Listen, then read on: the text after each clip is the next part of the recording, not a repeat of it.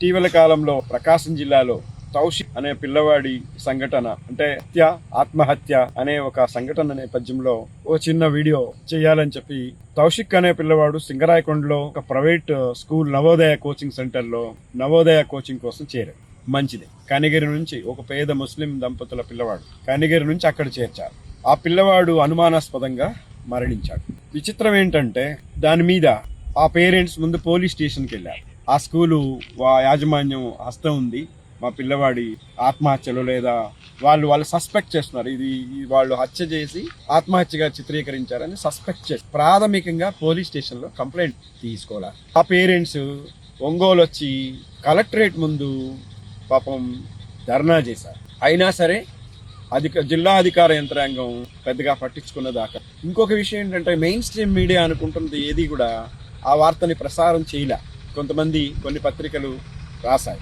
అప్పటికీ కూడా ఆ స్కూల్ యాజమాన్యం మీద చర్యలు లేదు. నెక్స్ట్ మళ్ళీ వాళ్ళు నేరుగా రాజధానికి వెళ్ళి అక్కడ విద్యాశాఖ మంత్రి చెప్పుకుందామని చెప్పి ఇక్కడ వాళ్ళని తీసుకెళ్లి పోలీస్ స్టేషన్లో కూర్చోబెట్టినట్టుగా తెలిసింది. దీన్ని బట్టి చూస్తే ఏం అర్థమవుతోంది మనకి, ఒక బాధితులు లోకల్ పోలీస్ స్టేషన్ పట్టించుకో, లోకల్ మినిస్టర్ పట్టించుకో, లోకల్ గవర్నమెంట్ లేదా స్టేట్ గవర్నమెంట్ దగ్గరికి వెళ్ళి పట్టించుకో, ఎక్కడ న్యాయం జరుగుతుంది?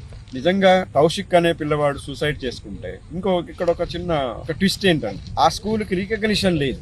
కానీ రికగ్నిషన్ లేకుండానే స్కూల్ రికగ్నిషన్ మేము ఎందుకు రద్దు చేయకూడదు అని చెప్పి డిఈఓ నుంచి వాళ్ళకు ఒక షోకాజ్ నోటీసు పంపించడం.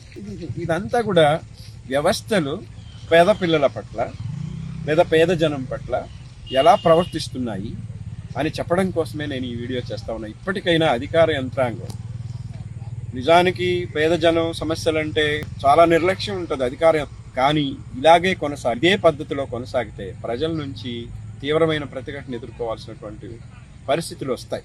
ఇది తెలుసుకోవాలని చెప్పి అధికార యంత్రాంగం తక్షణం ఆ స్కూల్ను రద్దు చేయాలి, వాళ్ళ మీద ఎంక్వైరీ కమిటీ వేయాలి, వాయిస్ వినాలి, మేనేజ్మెంట్స్ని పిలవాలి, ఆ పేరెంట్స్కి న్యాయం చేయాలి, ఆ కుటుంబానికి పరిహారం ఇవ్వాలని చెప్పి నేను డాక్టర్ నూకతోటి రవికుమార్గా నేను ఈ ప్రభుత్వాన్ని విజ్ఞప్తి చేయాలి. జై